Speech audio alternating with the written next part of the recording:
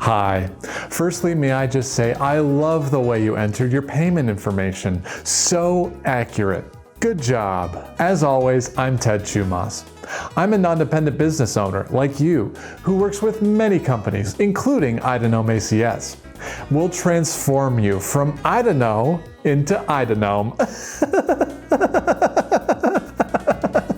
Eidionom's mission is all about empowering people to transition from the rat race of traditional dead-end jobs to one day becoming fully financially non-dependent. Imagine earning up to $3,000 a month, setting your own hours, working from home, being your own boss.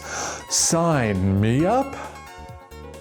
We've got the tools you need to grow your own business as big as you want. Today's video is a well of wisdom from the ancient archives of one of Eidionom's old partners about how to spread the good word to your friends and family about how they can achieve your dreams. Keep in mind that this video was made back in the 90s or 80s or 70s, so it's a little dated and it gets a little weird towards the end, but it was a different time.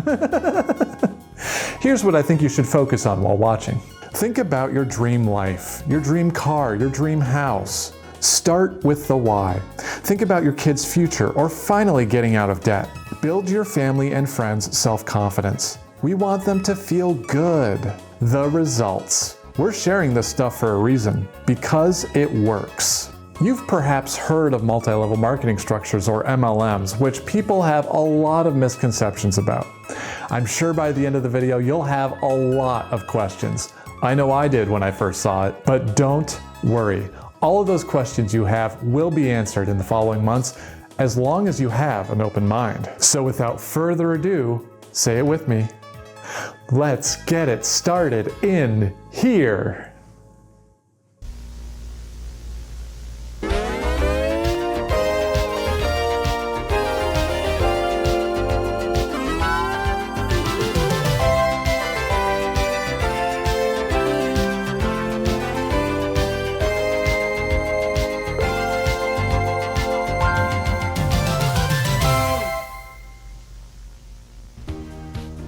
Hey there, my name is Emmett, president of Nowiono.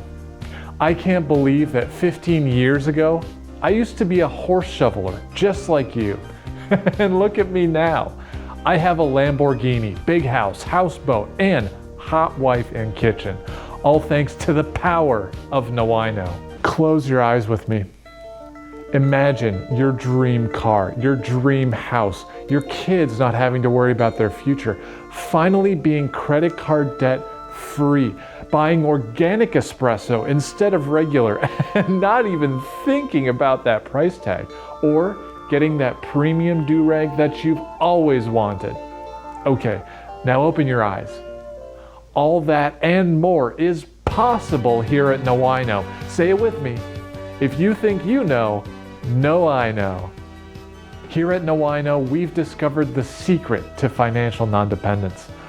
We're just good people, and we want to help as many people as we possibly can. I know you're excited to share all you've learned with your closest friends and family, and that's what this video is all about. Without further ado, here is the proven method to getting anyone to joining our joyful organization. This method is completely optional. You have the freedom to do whatever you want. However, if you want a tried and true method refined over years of experience, then you might want to take some notes. We can give you an outline or a series of milestones we recommend you hit along the way in your recruitment journey. Don't get it twisted. It's not a script. You can make it your own. But keep in mind, our most successful non-dependent business owners use the outline. Don't worry, we are here to empower you. So like they say in the hood, you can get it, get it, get it. So let's get it started in here. Here's how you can make the most of your network. Let's start by going through all the contacts on your Rolodex, because I'm sure there's a lot. You probably don't even talk to half of these people anyway. So what do you have to lose? Let's start with your family and then with your friends. This is what's known as your warm market. These are people that you already have a trusting relationship with. As we all know, trust takes time and patience to build. You've already done the work of earning the trust of your friends and family. So it's a great place to start. The next step is to send them a message, just something small and light. Hey Emmett, long time no see, been a while. I was just thinking about your videos the other day and how they made me laugh. Anyway, how's life treating you? Did you see what I did there? I gave him a compliment. Everyone loves compliments. Sometimes we forget how good they can make us feel. Let's go to the wisdom well, shall we? Come on, follow me.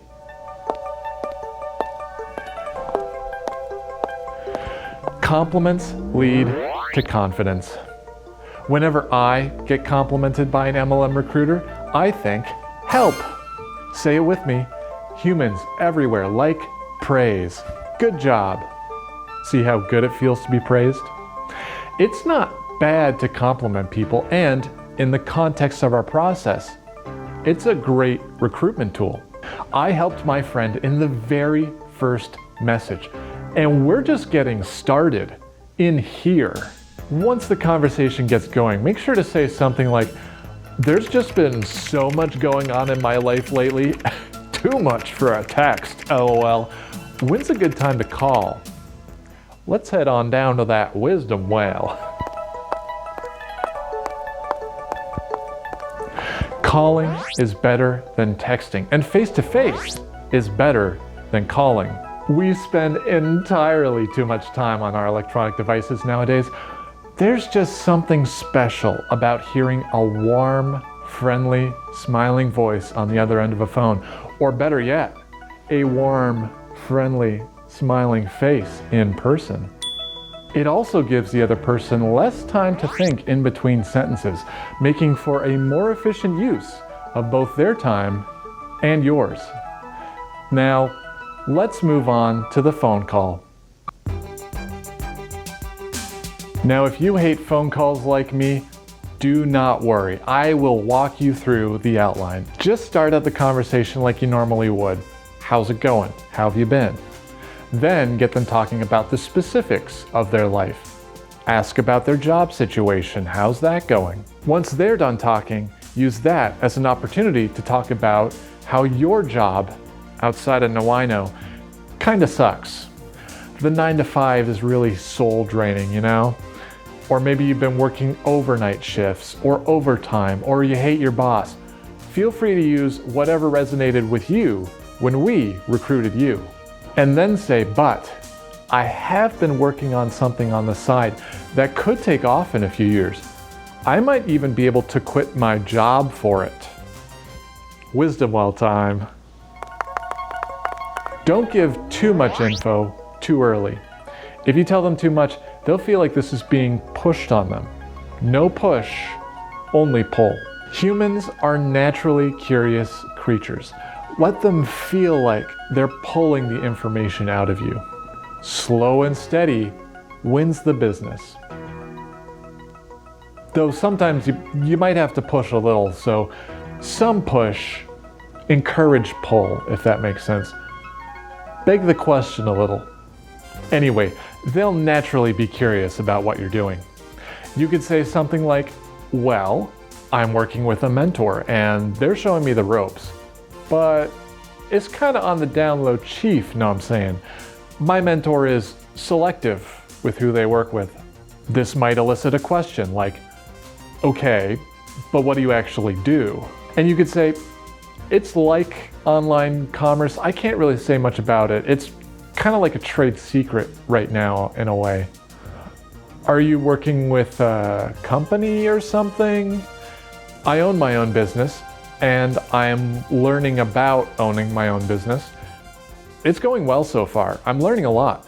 Notice how I have not yet disclosed the company name? Think of it as our little secret for now. There's a few ways of dodging this question. I'm working with my mentor, and he has been so helpful so far. Well, I don't want to reveal all my secrets just yet. My mentor wants to make sure that the people he trains up don't just drop out after a week. I am working with a supplier, but I own my own business. People have preconceived notions or unfair biases against the organization I'm working with, but I'm happy to share more with you later. Which reminds me of our tried and true response. You've asked some great questions so far, and I also had so many questions at first, but all my questions were answered. You just have to be patient. Now, one of two things may happen.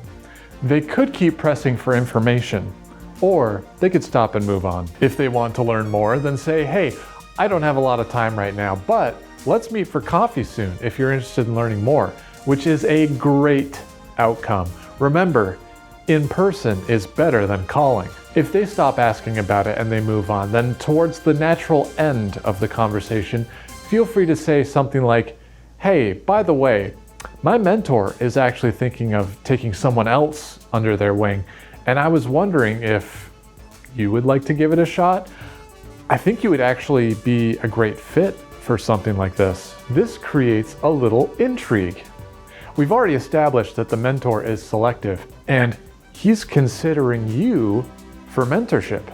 What? I'm worthy of selection? Guess what?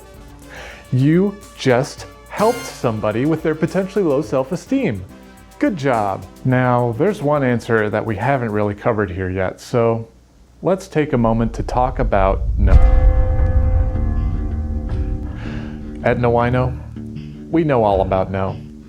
No is kind of a scary response. It can take a lot of effort to convince somebody out of a no. No comes from people who have preconceived notions or biases against multi-level marketing. Maybe they've been misled by somebody who had a bad experience with some other MLM, or what they hear on the internet, which we all know can be full of trolls. In the worst cases, no comes from people who are closed-minded, impatient, judgmental, or maybe they're jealous of people who are brave and committed enough to even start going on this journey. Keep in mind that not everyone is cut out for the road ahead. It takes a lot of work, and if you're not serious about growing your own business, then this path may not be the right one for you. Between you and me, maybe it's best that we don't have people in our ranks that are negative. They might be small-minded, or they might be overthinking things, governed by fear, ignorant, or drunk on being too comfortable with their life, untrustworthy, manipulative, stubborn, too much critical thinking. But that's the kind of stuff you say on the inside. If you hear a no, just accept it with a smile and move on. People who say no can still help your business. Well, maybe not them, but the people they know. But network marketing is a topic for a different video. Anyway, that's what no looks like. We like to operate outside of the no zone and in the sweet spot from yes to unsure. Anyway, let's get back to that phone call. If they seem interested, tell them you'll have to ask your mentor whether or not it's true. Then wrap up the convo and give them a call in 2 to 3 days, letting them know your mentor's decision. At that point, feel free to share that you have great news. My mentor says he's willing to give you a shot. I'd like to sit down with you soon at a coffee shop first, just to kind of get to know you a little bit more, your financial goals, stuff like that. Sorry, I'm driving to my parents' house for the weekend, so I don't have a lot of time to talk right now. Also, if you could dress business casual, that would be great. It just establishes a baseline level of professionalism. That's all. Say this even if you're talking to your former coworker who you worked with for 5 years and the dress code was business casual, and you know that he's capable of being professional. I mean, we're just talking about you, your wife, and him at a Panera, and you're asking for business casual. Business casual is perfectly reasonable for a job interview. But in this context, it's a little weird. Anyway, go ahead and schedule your Panera rendezvous in 2 to 3 days.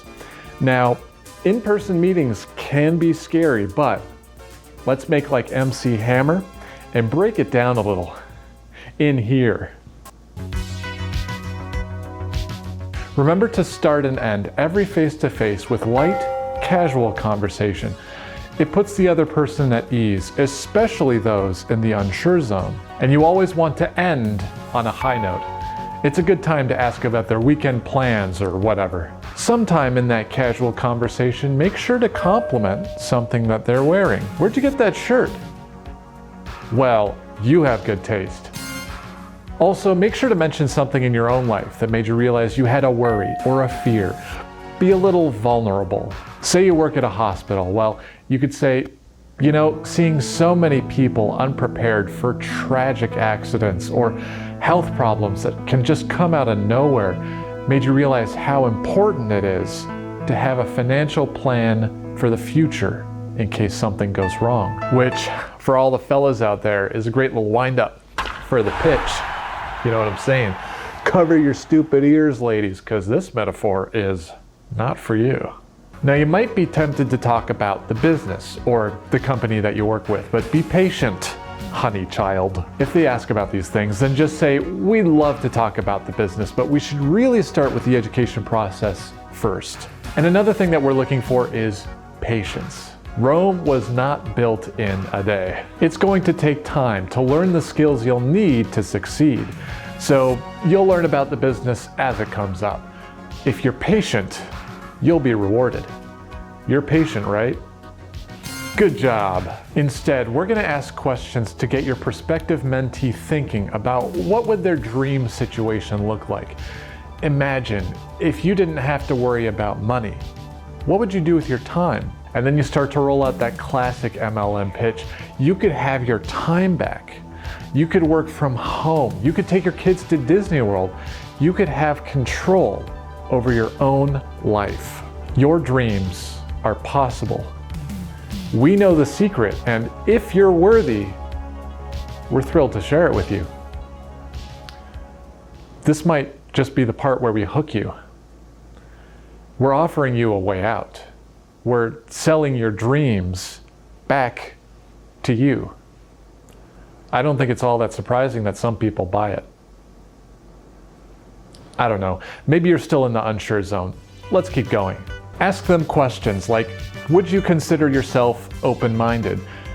Which is not a bad question on its own, but you get to follow it up with, we're looking for people that are open to the educational process, which is commitment-free, by the way.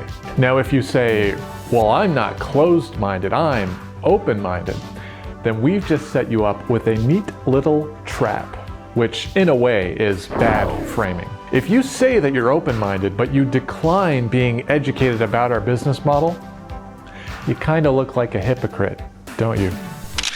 Congratulations, you've been framed. Next, ask them something like, can you prioritize?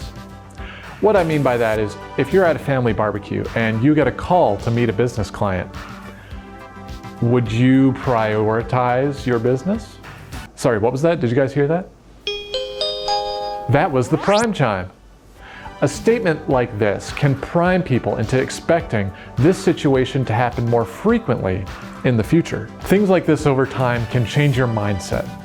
How would you choose between going to your son's birthday party or going to a seminar? Spending more time with your dying father or going to a Nowiono conference this weekend? These examples sound extreme, but if you're coached over an extended time that the success of your business depends on how much work you're willing to put into it, then you might start to feel guilty about anything that isn't related to the business. Now, this can happen with small business owners and startups too, but remember how part of the pitch was that you'll get your time back. And now it's kind of sounding too good to be true, isn't it? Anyway, maybe tell them that you reached out because they were top of your contacts list. I'm at the top of your contacts list and not your wife? Your family? Interesting. Maybe ask them some questions about whether they have an entrepreneurial mindset, or if they have a results or a process mindset, or if they have the hunger that you're looking for. Stuff like that. If they give a long answer to any of these questions, or if they give an answer where it feels like they're admitting something, then make sure to say, Thank you for your honesty. Even though you can't prove whether I'm lying or not about having kind of a mix of a results and process mindset, like, I don't know, a balance of both is good, I guess. Thank you for your honesty. Anyway, that's probably enough about the first in-person meeting. It seems like a lot, huh? It is. If they're still unsure but are interested in learning more about the business, then promise that you'll give them a high-level overview of the business the next time that you meet, but only on one condition. All that we ask is that you read a short book. It's an hour-long read. It should be no problem to read over the next 2 to 3 days when we meet again. By then, if they've read it, then praise them for being accountable. You said you would read it, and you did. If we ask you later to do things that take increasingly more time out of your week, we'll reward you with praise for being dependable. The first book my mentor gave me was Who Moved My Cheese by Dr. Spencer Johnson. On its own, it's fine. It's a book about adapting to change and not staying in one place for too long if things go wrong. There's some good advice in here. However, like compliments and praise, this book is a tool, kind of like a hammer. A hammer can be used constructively to build a beautiful house, nail by nail. A hammer can also be used to smash in the windows of your car. It all depends on how you use it. To be clear, we're building a beautiful house, all right? Get that image of your car being destroyed out of your head. All right, forget about it. Just forget about it. Right now. Have you forgotten about it? Good job. You've now arrived at the second meeting 2 to 3 days later. And by the way, my mentor is in town tomorrow and they're going to be speaking at an event, if you're interested. We usually find their talks inspiring, so just a heads up. If you've been keeping track, that means 3 time commitments in our first week of mentorship. It may seem like a lot fast, but why wait if it means starting to build your future now? Remember that little barbecue story? I do.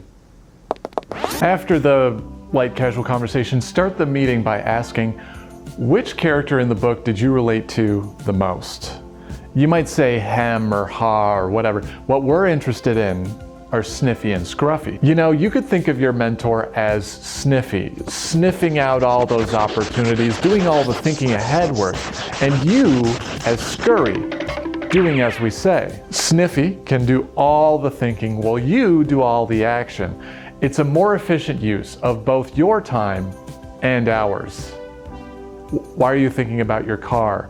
Less thinking, okay? Let us take care of all that, my friendo. Okay, let's talk about the business without naming it a doy. Start by drawing a simple little diagram. Here's you with a little smiley face.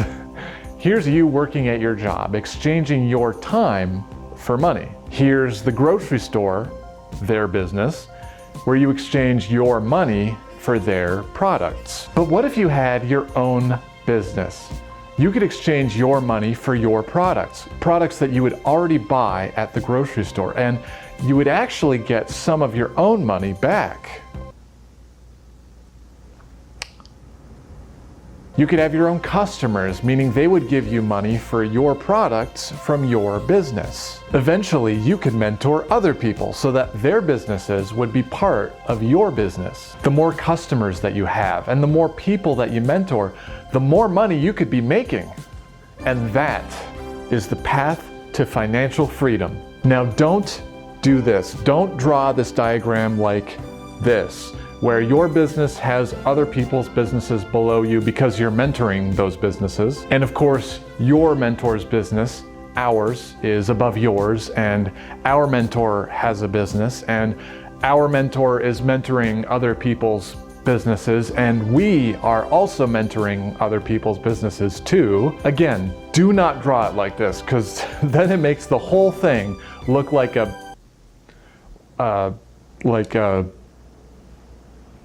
pyramid scheme.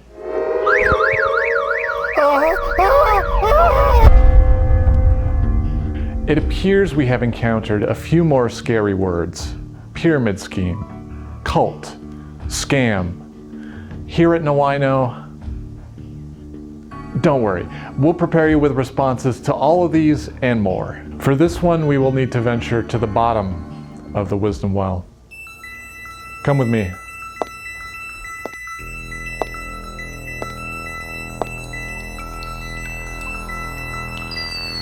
Pyramid scheme.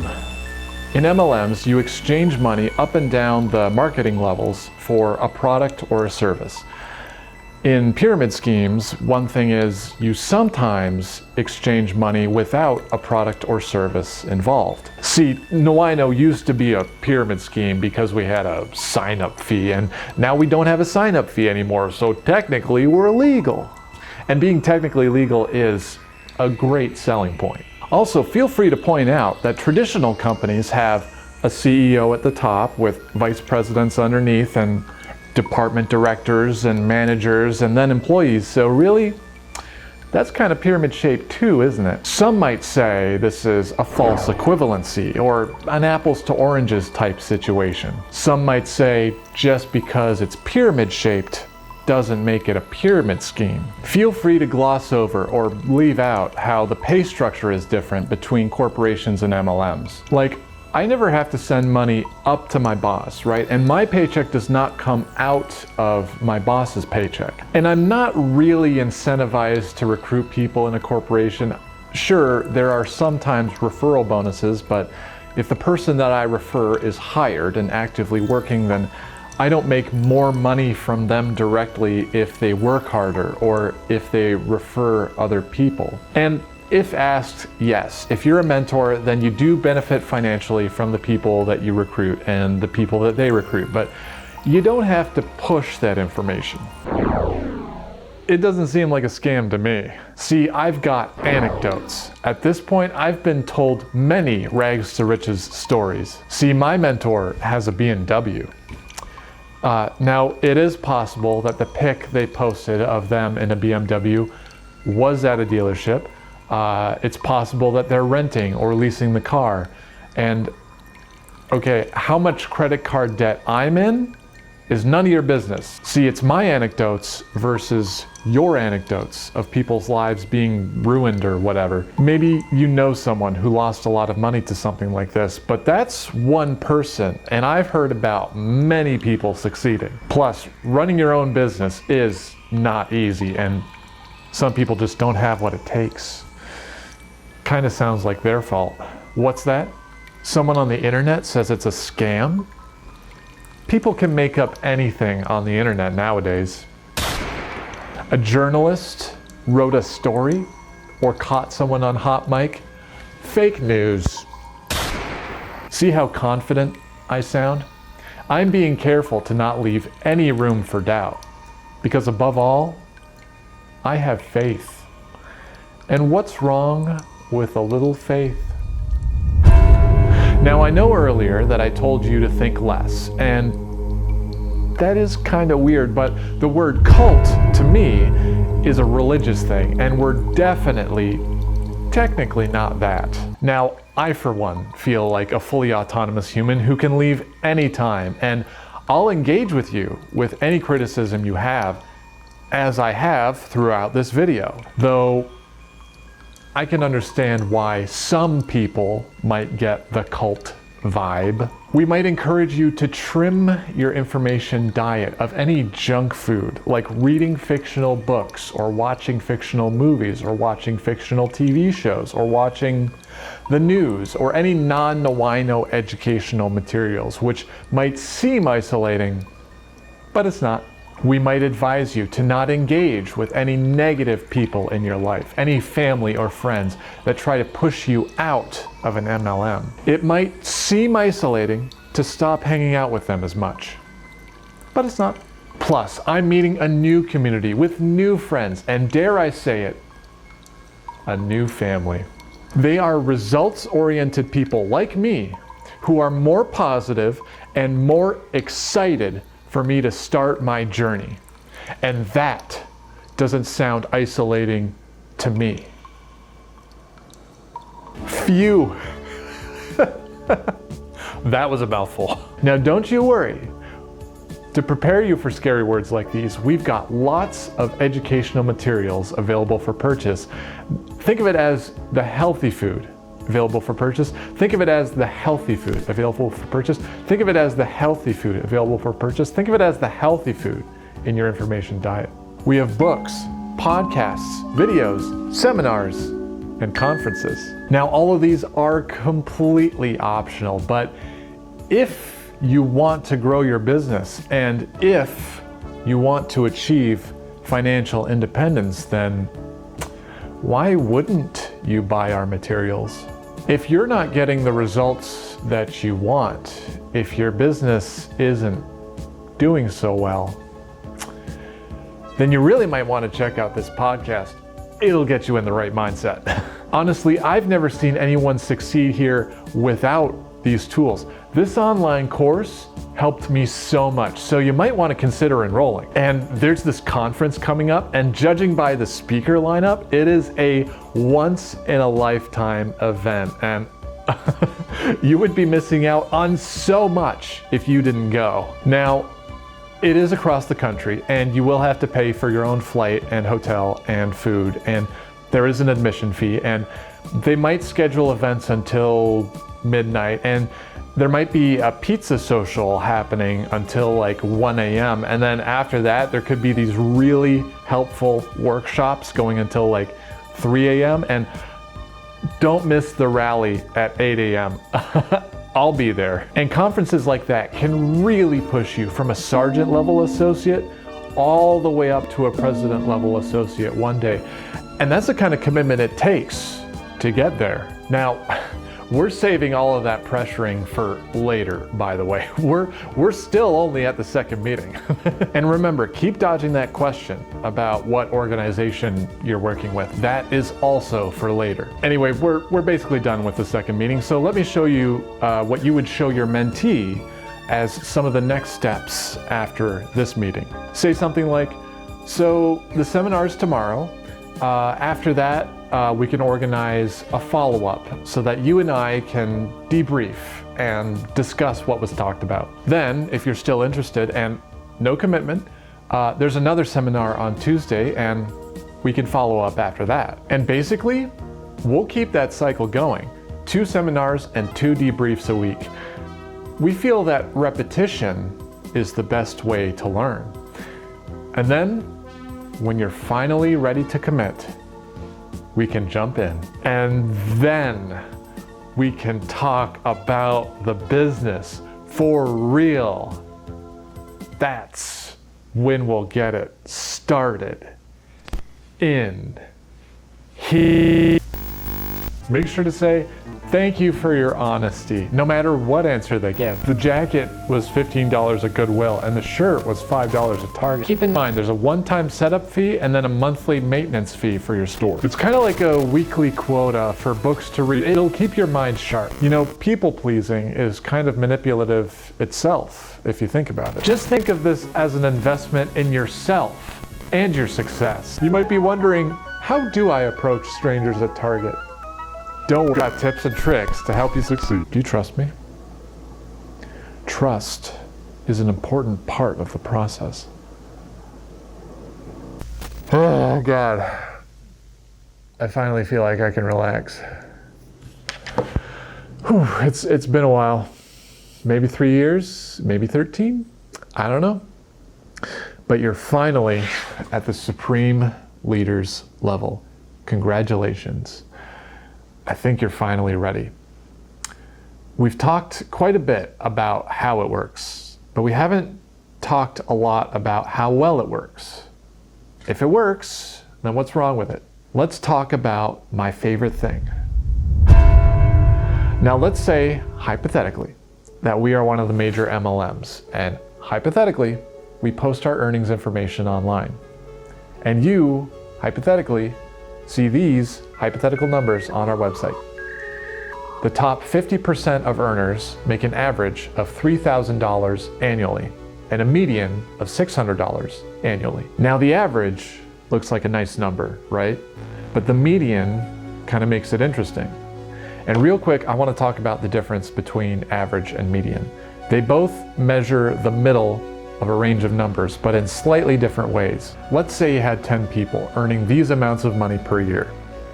The average would be all of these numbers added together divided by 10 for 10 people. So in this case, the sum would be 24,500. Divide that by 10 and you get 2,450, the average income per person per year. The median is the following. Half of the numbers are below the median and half of the numbers are above the median. Since that's somewhere between 500 and 600, let's say 550. So the median would be 550. You can see how the $20,000 pulls the average higher. 9 out of 10 people in this data set don't make around $2,450 a year.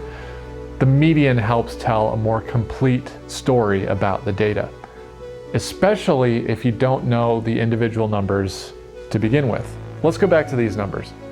If we focus on the median, then out of the top 50% of earners, half of those earn more than $600 a year, and half of those earn less than $600 a year. When it comes to the bottom 50% of all earners, I'm going to assume that they all earn less than the top 50% of earners by definition. Therefore, 25% of all earners make more than $600 a year, and 75% of all earners make less than $600 a year. And hey, $600 a year is $600 more than I had last year. But keep in mind two things. This is not enough to be able to quit your job and live on, and this is before expenses. Remember those books and podcasts and conferences that we talked about, plus gas for trips to Panera? That can eat through your $600 faster than you realize. Sometimes more. Some people go into credit card debt for things like this. And hey, you gotta spend money to make money, which is a phrase that can be true. It's a tool in the tool belt. It's a great phrase for somebody who is starting a bakery. They've got to rent the building. They've got to buy equipment and ingredients. It is not a great phrase for somebody who is signing up for a hypothetical pyramid scheme-esque thing.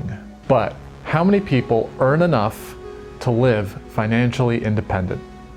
Well, hypothetically, the numbers might go something like this. The top 0.5% of all earners made $40,000 in a year, and the next 0.5% below them earned $20,000 in a year. Together, the supreme leaders and presidents make up the top 1% of all earners. Now, it's tough to make a broad statement about these numbers if we don't have the medians. We don't know how much these numbers might be artificially pulled up by a few really high numbers. But I feel I could reasonably say that the bottom 99% of all earners probably make less than $20,000 a year, which is roughly what you would be making at a minimum wage job in the US before taxes. Minimum wage in the US varies by state. Now, $40,000, we could probably call that financial independence. It's not Lamborghini money, but it is enough to be able to quit your job and live on. Less than 0.5% are making enough money to quit their job and live on through the program alone, hypothetically. To put that in perspective, let's say you have 200 people in one room, a seminar's worth of people, let's say. With the same statistical distribution, one person is making $40,000 a year, one person is making $20,000 a year, and 198 people are making less than that. 150 people, 75%, are making less than $600 in a year. Statistically speaking, your chances in this hypothetical MLM might not look so good.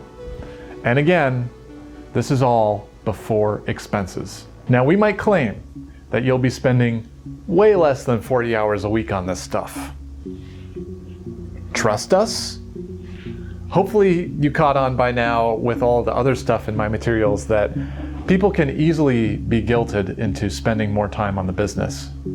We're looking for people who would prioritize their business, right? If you feel guilty during your free time thinking, I'm wasting my time, I could be recruiting more people, I could be buying more books, I could be getting closer and closer to earning more money, then you could actually be spending upwards of 40 hours a week on this stuff, on top of your traditional job. If you take the word of the Federal Trade Commission, most people who join legitimate MLMs make little or no money.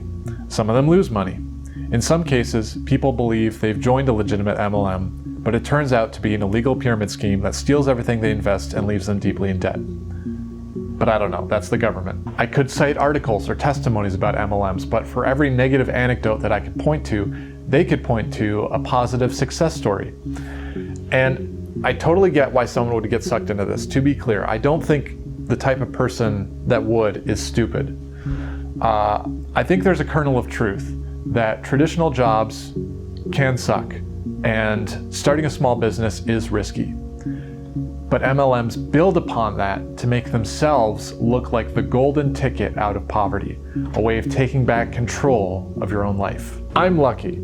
I'm in a comfortable financial position, but I could see how a single mother barely scraping by, or somebody who just got out of a bad breakup, could latch on to something like this.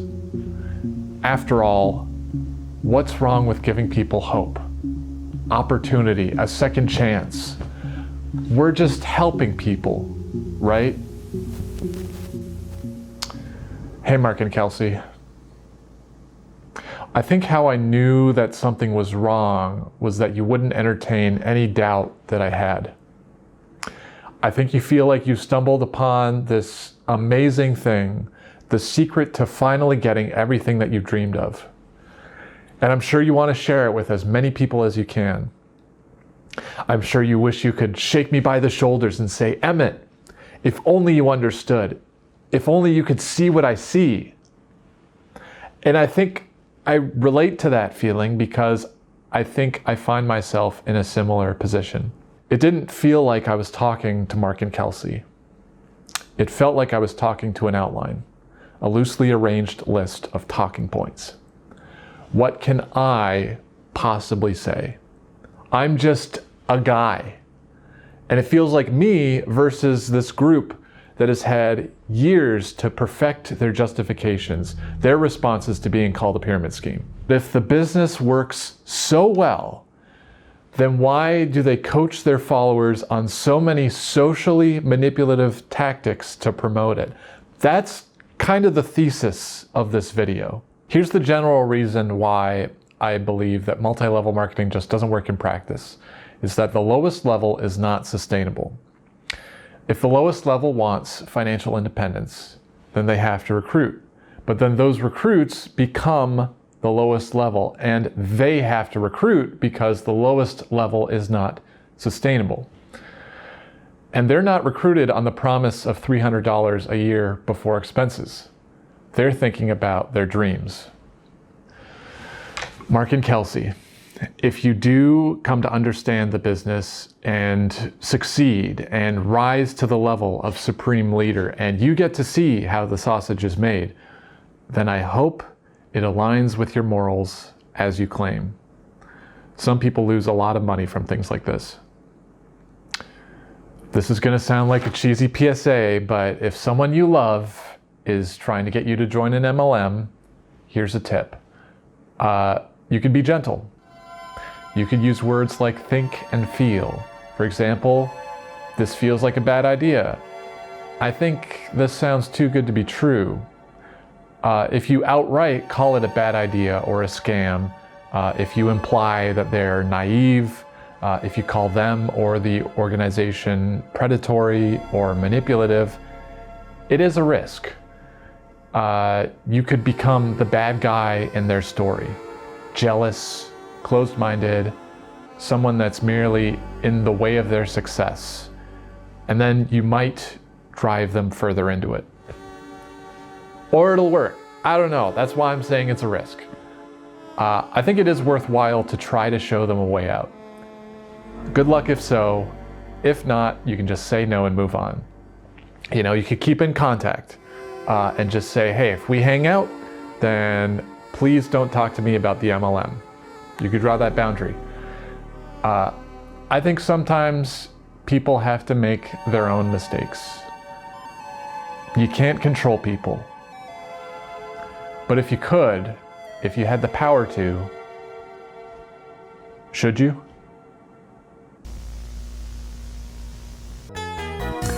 Thank you for watching. I hope you learned a lot. I know I did. Remember to like, subscribe, and most importantly, share this material if you care about the people you love. If you share this video with 5 friends and they share it with 5 of their friends, well, we could educate so many people about MLMs. Big shout out to my mentors, Matt and Casey. They're this couple in their early 20s that retired early, and they've been helping me a lot with my finances lately. One day, I'll be allowed to listen to music again. Click the links here or wherever I put them for more very educational content. Now, let us bow our heads in prayer 5 times. 1, 2, 3, 4, 5. All right, good news, we're not going to hell.